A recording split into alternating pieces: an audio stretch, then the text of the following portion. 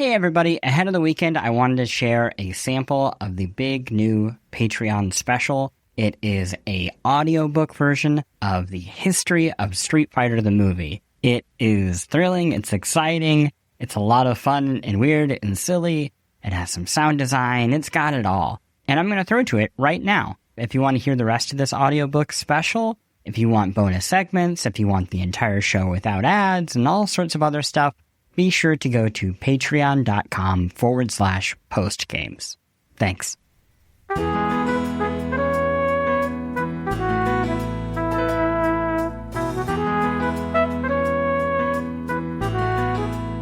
Hello, and welcome to a bonus episode of Post Games, a podcast about how and why we love video games. I am your host, Chris Plant. Thank you so much for joining me. And thank you so much for supporting this show.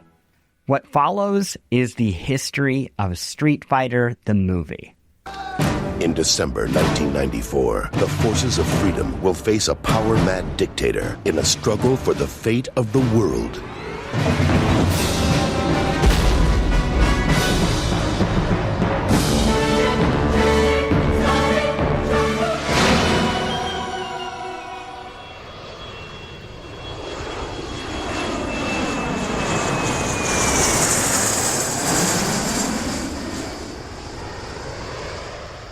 The flight to Thailand was long. Steven D'Souza wished it were longer. Over the previous decade, from 1982 to 1992, D'Souza had established himself as a screenwriting wunderkind.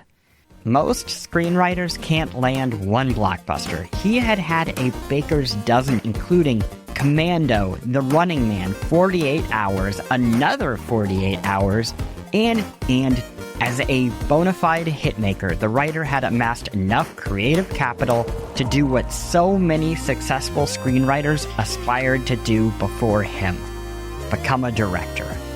But in Hollywood, nothing comes easy for everybody. And if there's a message to this tale, that's it. This flight should have been a respite, a punctuation mark to the arduous pre-production work done between then and now. The last nap before the plane landed in Bangkok and production began on a $30 million movie. His $30 million movie. It's just that something was bothering him. D'Souza hadn't cast the female lead. The role couldn't be played by just any woman. She had to be beautiful, strong, and smart. And now that principal shooting was mere hours away, she also had to be quick to learn lines. Being Australian would help. Production would move to Sydney after a few weeks, and a local star would please the crew, not to mention the local unions and political leaders who'd so graciously welcomed him. You get one shot at being a big-budget Hollywood director. No mulligans, no do-overs, no takebacks. It's hard to focus on the tasks at hand when there are so many, too many actually to count. It's hard to concentrate on anything, let alone everything, all at once, and in a finite amount of time. So, even something as obvious as casting the female star of your major motion picture gets pushed to the bottom of the schedule. You'll get to it at the next meeting, the next casting call, at the airport. D'Souza flipped through the airline's gratis magazine and glanced at his watch. Couldn't he push this till later?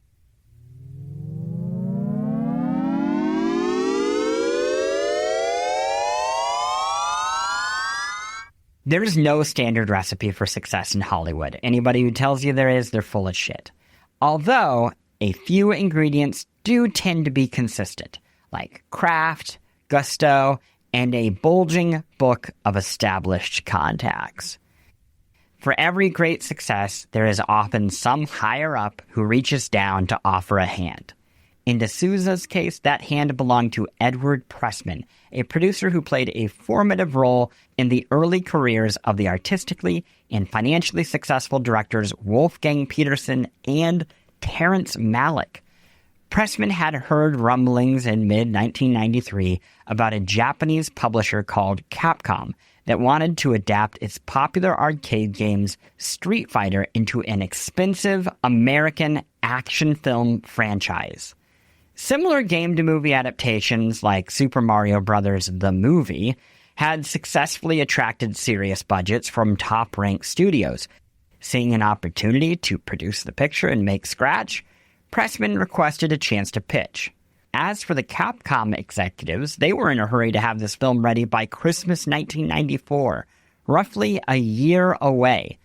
D'Souza, renowned as a screenwriter but untested as a director, was a risk on that turnaround.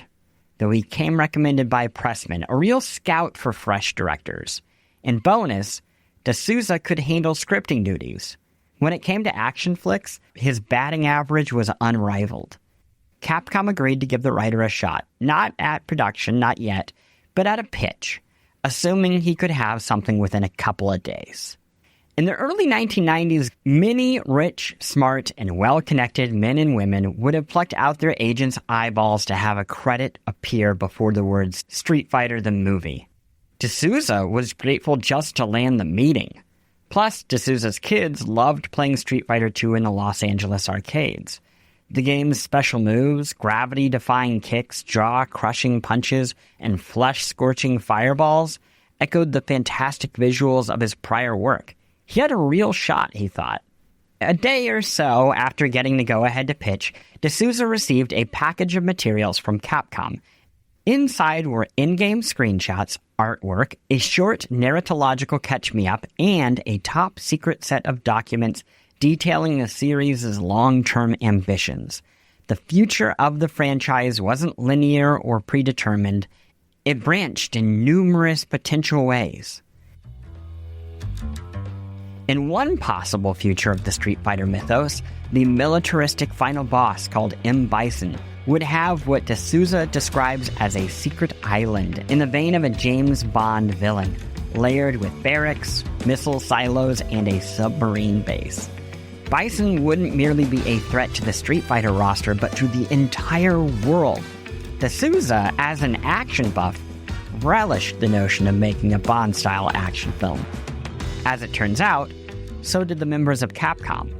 At the pitch meeting, both parties agreed they had no interest in making a tournament movie, the schlocky kung fu flick structure that would later be used to popular effect by the game-to-movie adaptation of Street Fighter's rival, Mortal Kombat. Instead, Street Fighter the Movie would be a mission story of colorful characters taking sides on a global conflict. The villain would be M. Bison, a totalitarian and vaguely Eastern European general. And the hero would be Guile, a wisecracking G.I. Joe type. Now, Capcom couldn't name an actor match for Bison, but the team knew what it wanted for its quintessentially American hero, Jean-Claude Van Damme, the most famous Belgian on Earth. Bon voyage, Sagat.